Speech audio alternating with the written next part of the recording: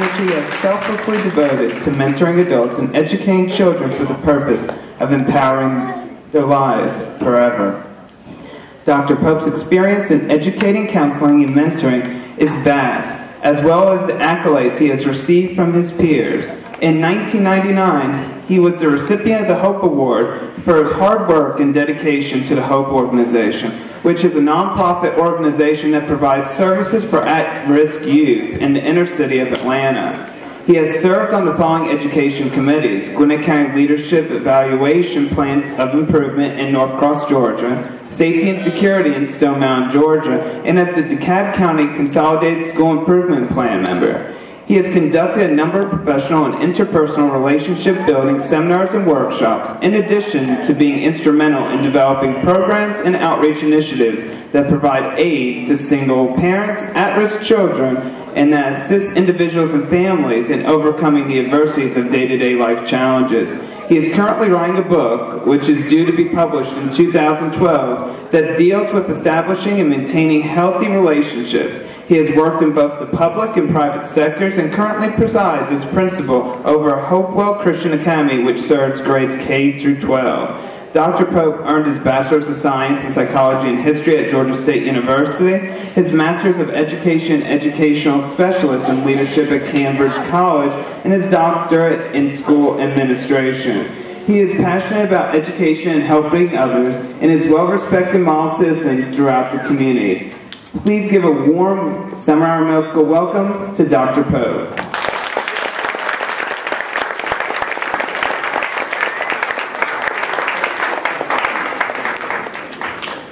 Well, how's everybody doing tonight? Okay, let me ask that one more time. How's everybody doing tonight? Is the food good? Okay, is the fellowship good? Okay, now did the Summer Hour Boys basketball team make it to the playoffs? After 3 years? Now I said after 3 years, I heard it wasn't 3 years, I heard it wasn't 5 years, I heard after 10 years they made it to the playoffs. Great job, guys. And I heard that the girls basketball team, you all worked hard this year, all right? I heard that the cheerleaders and the step team, they got down this year.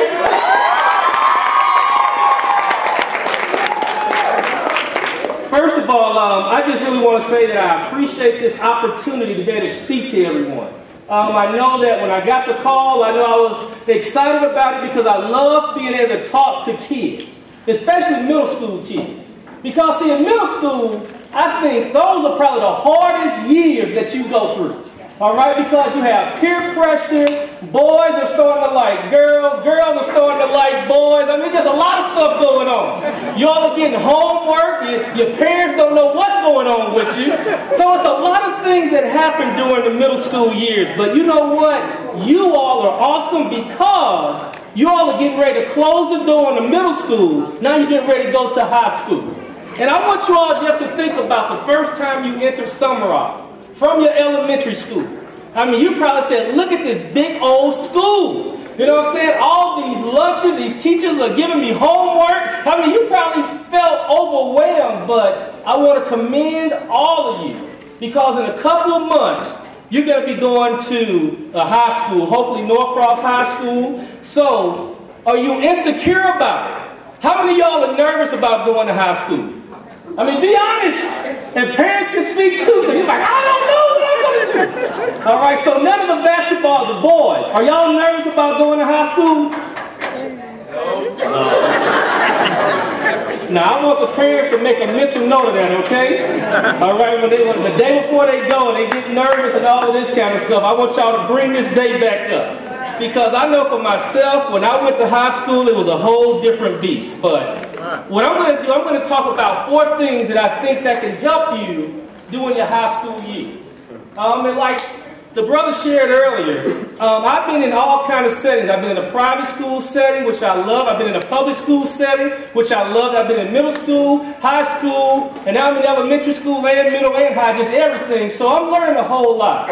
You know, but one thing I realize is that kids are kids no matter where they are. So I'm going to talk about 4 things that I think that will help you all in your high school endeavors, okay? First of all, I think the big thing that I want you all to remember as you take this journey, as you plunge into the unknown, is first of all, you have to be strong.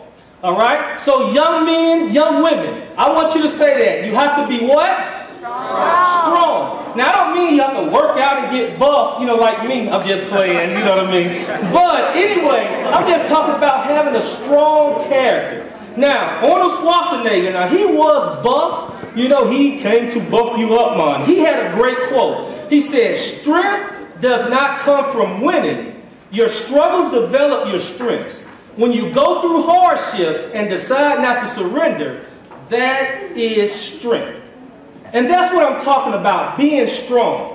Because, see, you are going to face different things when you start 9th grade, 10th grade, 11th grade, 12th grade, and throughout your life, you're going to face different obstacles. You're going to face different struggles.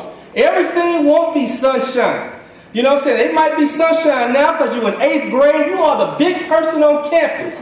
You look at those little 6th graders, move out my way. I mean, you have that kind of pull. But I guarantee you, when you go to high school, it's not going to be like that. You're going to have to start all over again. You're going to have people talking and telling you, get out my way, freshman. If you go out and play football, you're going to be the scum. You're going to be the grunts. All right? Everybody else is going to be in the field house. You're going to be on the field doing your calisthenics, working out in the rain while everybody else having a good time sometimes. So you have to have the kind of mentality that you're going to be strong. And one thing I realized with strength, you cannot let situations dictate how you act. Because I think it's so easy when we go through hard times, we allow situations to dictate what we do, what we say. But I just want to challenge you. Be strong, young brothers and sisters. Be strong. The next thing I want to talk about, you have to know who you are, and you got to know your weaknesses. And you might be saying, I don't have any weaknesses. But there's a great quote by Gene Veneer. He says, growth begins when you begin to accept your own weaknesses. See, let me tell you this, everybody. No matter where you are in this room, you're not perfect and you don't know everything.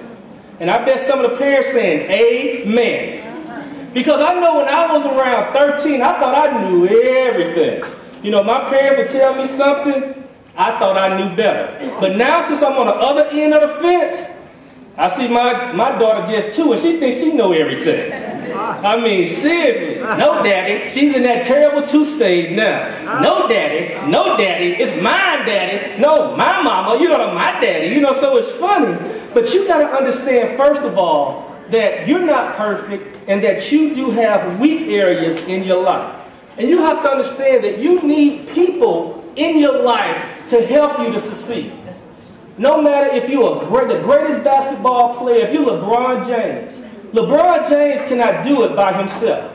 Dwayne Wade cannot do it by himself. Lynn from New York, even though he's Lynn Sanity and all this, he cannot do it by himself. You got to understand that you need people in your life. You need your parents in your life. All right? Like I said, you need them. You need their instruction. You need them helping you. You need other friends in your life. All right? Because, see, all of us have blind spots. All right? We do not know everything that's going on. You need coaches, but you got to understand that you need people in your life if you really want to be successful. And I know when I was in college, I had to understand that I needed people. Because even though I'm a doctor now and all this kind of stuff, but it didn't always start off that way for me. And I'll tell you a little story later on, but you got to understand that you need people. I remember taking a physics class in college, and at that point in time, I really didn't like to study, and I had to get to the point and say, you know what? I looked at the smartest guy in the classroom, and I said, hello, my name is B. Pope. That's what people called me B. Pope back then. I said, can I be your study partner? And thank God that guy helped me, and that's how I end up, completing my physics class. So we said we got to be strong, you got to know your weaknesses, and then the third thing that you got to have the right attitude. There's a great quote, and I don't know who came up with this, but it says that in most situations, your attitude determines your attitude determines your aptitude. And basically, what does that mean? Sometimes the way you act and the way that you come across, your reaction to different things, it will determine how far you go in life. Because even when people treat you bad, you cannot control that. But you can control the way that you react and what you do or what you say. See, an attitude opens doors if you have a positive attitude. But if you have a negative attitude towards life, it can close doors. And the way I like to look at attitude is this. If you have a bad attitude, it's almost like a lever. Like a lever like this, like an elevator. If you have a bad attitude all the time, you think the world revolves around you, you think that nothing on you is wrong, and you go around just with your head up all the time and you look down on people, over time what that does, it makes you low. It will sink you over time.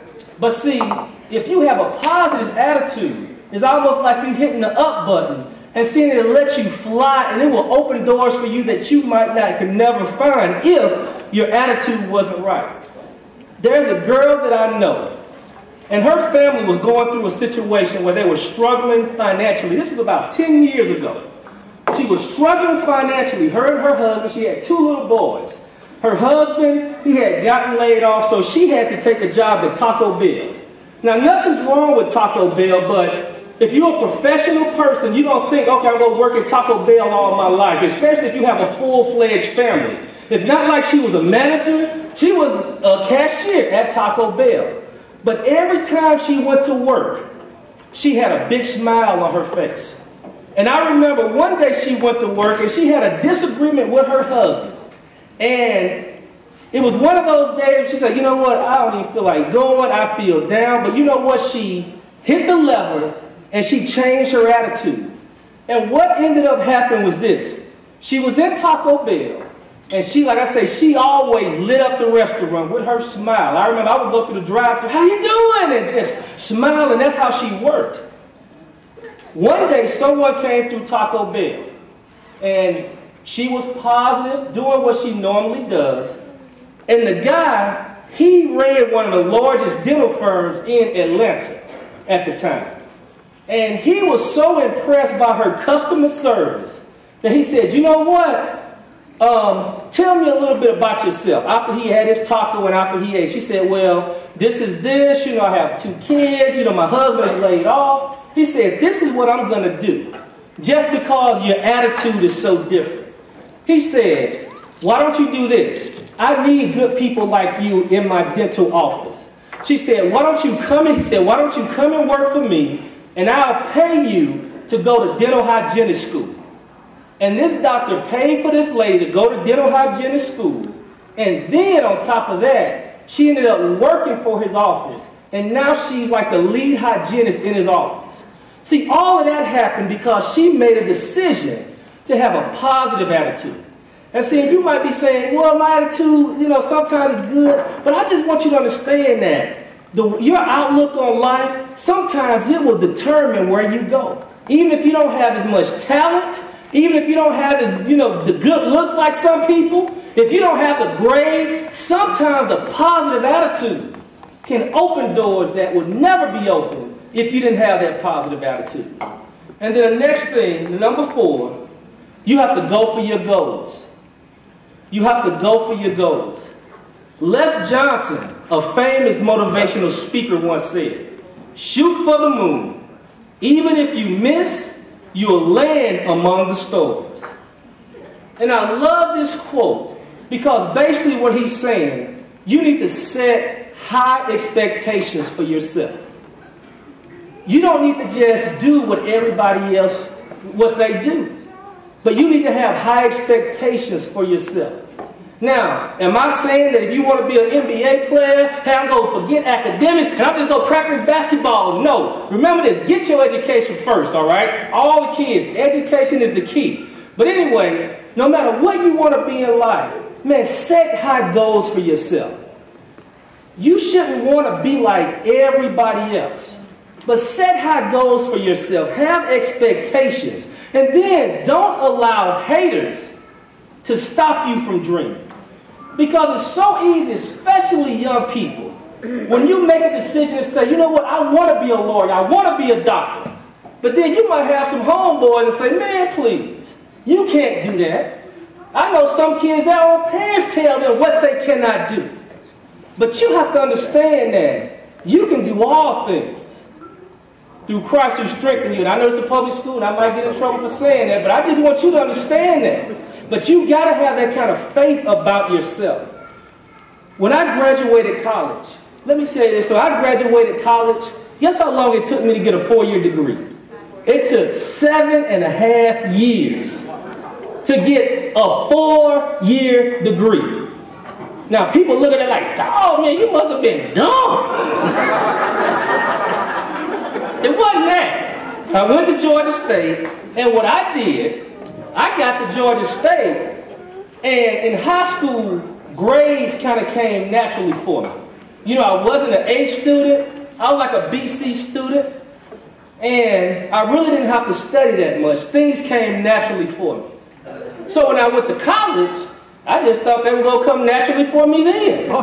You know, I'm sitting in physics class, everybody taking notes. I'm like, okay, I got it. And what ended up happening, let me tell y'all this. Brother ended up flunking out of college. I had a 1.8 grade point average.